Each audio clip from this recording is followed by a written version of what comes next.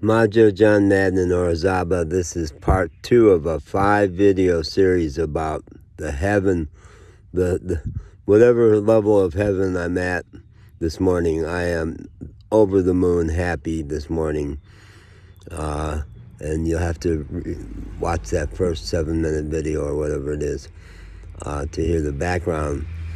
But I ended up having 4 spectacular phone conversations after 10 months with no cell service.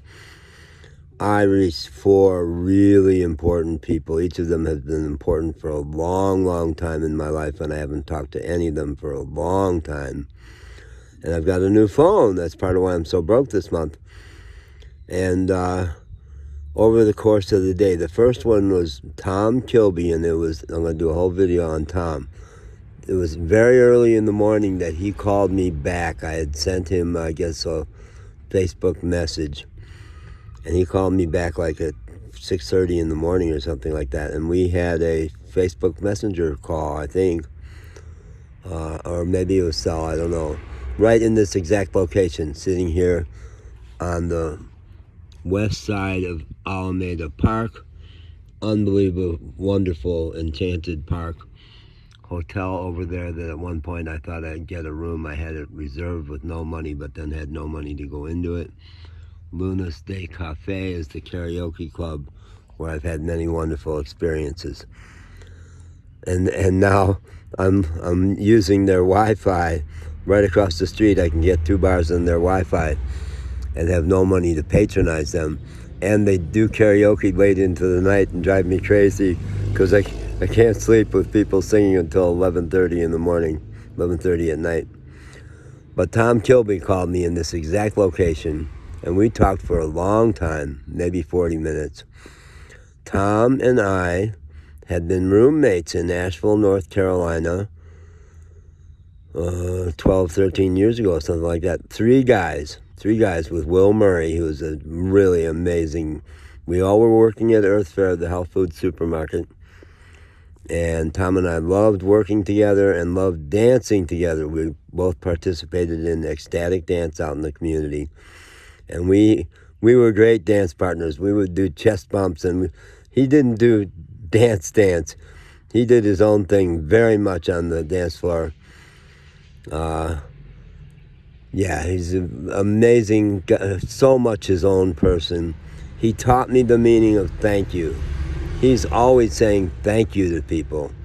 And from him I learned how important it is to end a note by saying thank you. There's even data that says people reply better if you end with thank you. And to always honor people. And down here in Mexico, where Gracias a Dios is like the anthem, thanking God. And we talked about that at the very end, about thanking God. He and I have had huge battles over the years. We've really clashed. And I think he saved my life at one point. At the bottom point of my 30 years of being misdiagnosed as bipolar, I was so down and out. And I was planning my suicide. And Tom called me in my apartment at the Battery Park Apartments and said, he says, I'm not in the business of giving people advice. You know that. But you know that you have to go to the hospital. You're in danger. And I blew him off. I said, no, I think I'm fine, because I wanted to kill myself. I didn't want him sending the cops to take me to the hospital. And that night, and I'm not a drinker, but I had gotten myself, that week I was drinking 1 beer one day, and then I built up that last day I drank 6 beers, and I was drunk. And I was negotiating with myself, do I jump off the top of this building? There's a history of people doing that, 13-story building, tonight or in the morning. And as I was sitting there negotiating that, there was a knock on the door, and I go to the door, and there's 2 EMTs standing in the doorway with all their regalia. They said, did you call an ambulance? I'm like drunk, and I'm planning to kill myself. I go, no, room, and they said some number that was not my room. I said, that's not my room. And they said, okay. And they left, and I said, God sent EMTs to take me to the hospital. I got to say yes. So I ran back out in the hall and yelled, "It could have been me. Maybe somebody called about me." I thought maybe Tom did call about me. And the guy looked at his clipboard and said, "Diverticulitis?"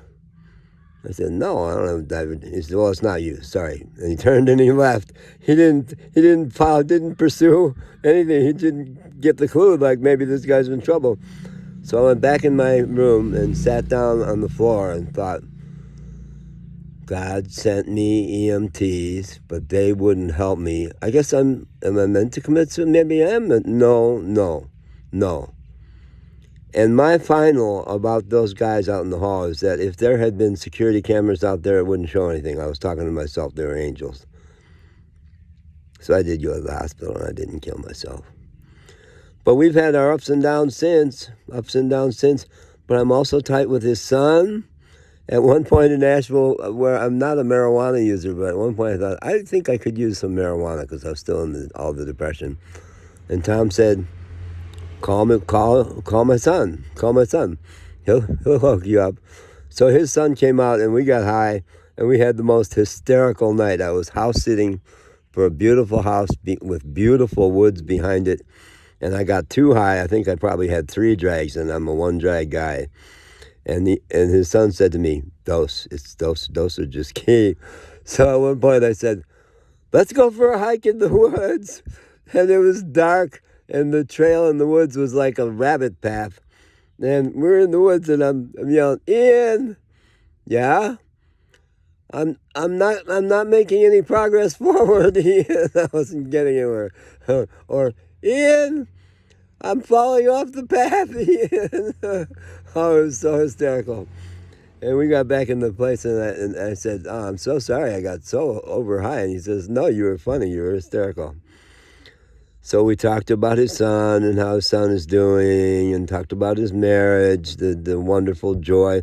I was there with Tom at an Interplay personal growth workshop that was ending the weekend, long weekend intensive. And he says, "I love Joy from Greenville," and we were in Asheville, North Carolina, and we would see her at these workshops, and she was a dream. I said, "Yeah, she's so amazing." He says, No, I really love her." And now they've been married. So I was there when he hatched the plan he was going to make his move. And they've been married for several years, and we talked about that. Tom Kilby, I love you. So good to be back in touch with you, man. All right, that's 8 minutes about Tom Kilby.